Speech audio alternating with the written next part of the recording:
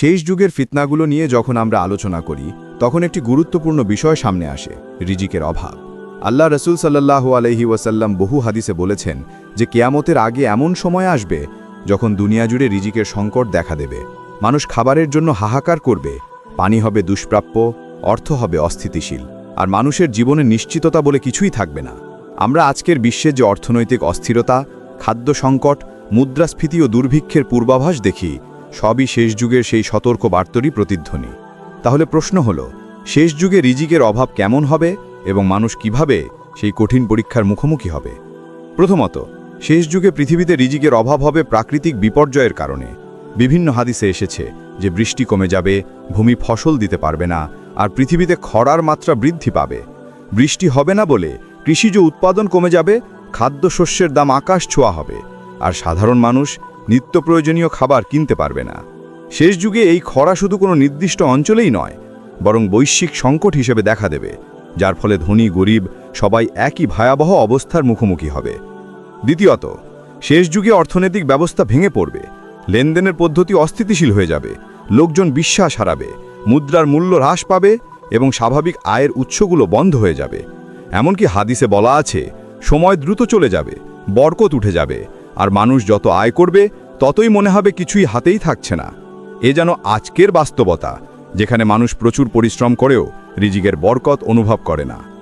তৃতীয়ত, দাজ্জালের সময় রিজিকের অভাব চরমে পৌঁছাবে। হাদিসে বলা আছে, দাজ্জাল এমন সময় আসবে যখন মানুষ তীব্র ক্ষুধায় থাকবে, পানীয় খাদ্যের জন্য মরিয়া হয়ে পড়বে।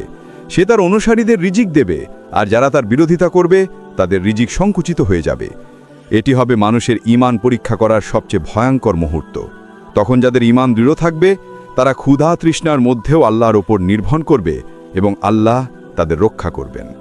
চতুর্থত, শেষ যুগে দুনিয়ার অর্থ ও সম্পদ কেবল কয়েকজনের হাতে কেন্দ্রীভূত হয়ে যাবে। ধনীরা হবে আরও ধনী, আর গরিবরা পাবে না ন্যূনতম রিজিকও। সম্পদের বৈষম্য এমন চরমে পৌঁছাবে যে গরিব মানুষ দারিদ্র্যের কারণে অপরাধ, অবিচার এবং অধর্মের দিকে ঝুঁকে পড়বে। ইসলামে দান, সদকা, জাকাত এসবের গুরুত্ব আরও বেড়ে যাবে। কিন্তু শেষ যুগে মানুষ এতটাই কৃপণ এবং স্বার্থপর হয়ে উঠবে যে দান করতে দ্বিধা করবে, যার ফলে সমাজে রিজিকের সংকট আরও বাড়বে। পঞ্চমত, রিজিকের অভাবের আরেক বড় কারণ হবে মানুষের পাপাচার। যখন মানুষ আল্লাহর বিধান ত্যাগ করবে, সুদ, ঘুষ, প্রতারণা, ব্যভিচার, দুর্নীতি এসব বেড়ে যাবে, তখন আল্লাহ বরকত উঠিয়ে নেবেন। রাসূল বলেছেন, যে জাতি সুদকে বৈধ করে, ঘুষকে সাধারণ মনে করে, তারা আল্লাহর অভিশাপের শিকার হবে এবং তাদের রিজিক সংকুচিত হয়ে যাবে। শেষ যুগে এই পরিস্থিতি প্রকট আকার ধারণ করবে। ষষ্ঠত, বরকতের অভাব রিজিকের সংকটকে আরও গভীর করবে। শেষ যুগে মানুষ প্রচুর আয় করবে, কিন্তু পরিবারে শান্তি থাকবে না, খাবারে বরকত থাকবে না, জীবনে প্রশান্তি থাকবে না। বরকত চলে গেলেই অনেক রিজিকও কম লাগে, আর কম রিজিকেও বরকত থাকলে তা অনেক হয়ে যায়।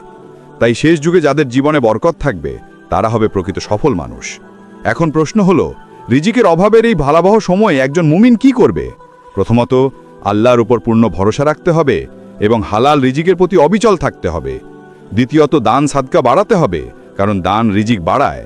তৃতীয়ত, নামাজ, জিকির, সূরা ওয়াকিয়া পাঠ এসবকে জীবনের অংশ করে নিতে হবে। চতুর্থত, লোভ, পাপ, অধর্ম থেকে দূরে থাকতে হবে, কারণ এগুলো রিজিক ধ্বংস করে। পঞ্চমত, শেষ যুগে ধার্মিক মানুষদের সঙ্গ ধরে রাখা জরুরি, কারণ সৎ সমাজে বরকত নেমে আসে। শেষ যুগের পরীক্ষাগুলো আমাদের জন্য সতর্ক বার্তা। রিজিকের অভাব হবে এক ভয়ঙ্কর পরীক্ষা, কিন্তু যারা ঈমান, তাকওয়া এবং আল্লাহর উপর ভরসা নিয়ে থাকে তারা এই কঠিন সময়েও নিরাপদ থাকবে। তাই আজ থেকেই আমাদের উচিত আল্লাহর কাছে রিজিকের বরকত ও সঠিক পথ প্রার্থনা করা। আর ইসলামের শেষ যুগের বিষয়ে আরও গবেষণামূলক ও হৃদয়স্পর্শী আলোচনা পেতে চাইলে অবশ্যই ফাইনাল আওয়ার কল চ্যানেলটি সাবস্ক্রাইব করে রাখুন।